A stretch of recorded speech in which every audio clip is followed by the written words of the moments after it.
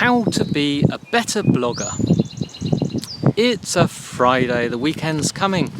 I'm down by the duck pond, golf course behind me. I think someone pitching into the green even. I think it's called Morgan Creek Golf Course. It's near South Point in South Surrey, just on the edge of Vancouver in Surrey. It's a lovely sunny day. You can see Duck Pond there. One of my favourite places. It's lovely. It's very near the blueberry fields where we were recently as well. Now, this is going to be your weekend challenge. How to be a better blogger. Of course, when I'm talking about blogging, I mean writing, communicating. On your website, you should be using WordPress. It is a CMS. It is a content management system, but it is also known just simply as a blog because that's how they started, but blogging has moved on. It's very professional. I think the New York Times is run on, their website's run on WordPress. But, so blogging is writing. You need to give constant, valuable communication and writing and information to your audience, to your target audience and your existing audience and your potential audience, and then send them to it via social media and other sources and paid Facebook ads, etc., etc. But when you are taking time out of their valuable day, you need to be respectful of their time. The inspiration for this came from Rebecca Radice, fantastic social media. Thank you, Rebecca. Bless your cotton socks, love. But she's worth following. I think we've recommended her before. But she wrote an article similar. And it made me think, because we try our best with this. So, get your pad, get your pen, start writing. Here we go. First of all, be accurate and responsible with your facts and research. Do not make stuff up. Do not assume, if you get it from someone else's article, do not assume that they didn't make it up. Just check it. There is the fantastic Google. Google gets better and better. But again, Google is not an authority. It is a search engine that brings up results of what people write. You can pay researchers, but I'm just talking about just on average. Just check that what you're saying makes sense. There's plenty of websites with statistics and things you can use.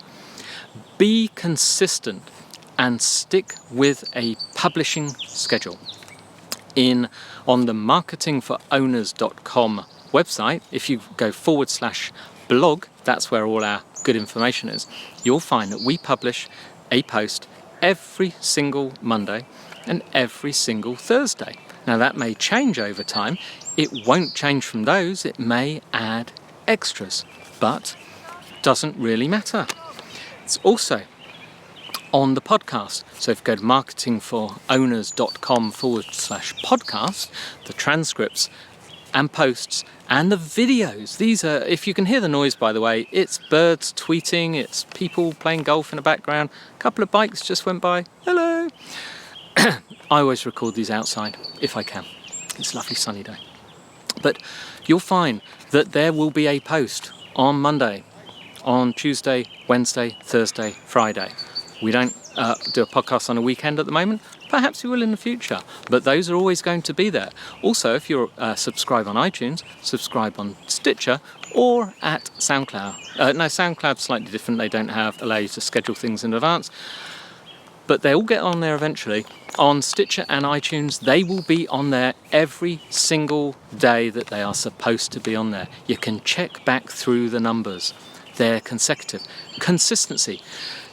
Take it from TV and from magazines. Magazines publish monthly, weekly, whatever. They don't miss one because they're a bit late or got up late that day. They don't, or for feeling sick.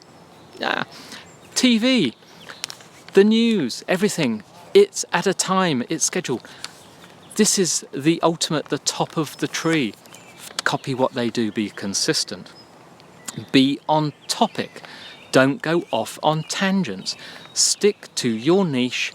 Don't waffle on about your personal life or something like that, unless it is part of your persona, your character, and it warms the cockles of your customers' hearts or your readers' hearts, right? Remember, be respectful of their valuable time. Don't waste their time. Give them good stuff if you want them to stay there. Be professional, be businesslike. What I mean by that is write in a professional manner, or pick your persona, your avatar, your ideal customer and write for them. But if you're a business, be businesslike. Don't talk in text speak. If you're going to write going to, don't write gonna. By the way, for all you transcribing people, gonna is not how you write going to. Just a side note.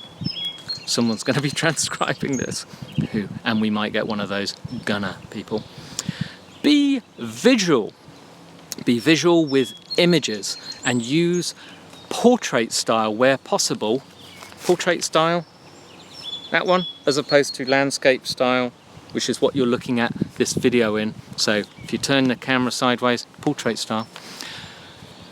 Pinterest, people like to pin things on Pinterest. If you want to get more followers, people will pin your images if they are large enough and they are the right shape and they look good. Be visual, be modern.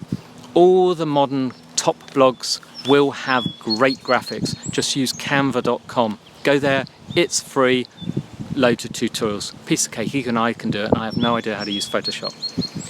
Be communicative and reply to comments, reply to tweets, reply to DMs, which is direct messages, and talk to clients. For example, say you have a membership site. Say you charge $100 a month. You have 100 members. You're making $10,000 a month. That's pretty good. How about if you actually contacted them and asked them if you could phone them or Skype with them, and you contacted them twice a year, so you got 100 in every 6 months. 6 months, 26 weeks. Let's call that 25 for easy math. 100, that's 4 a week.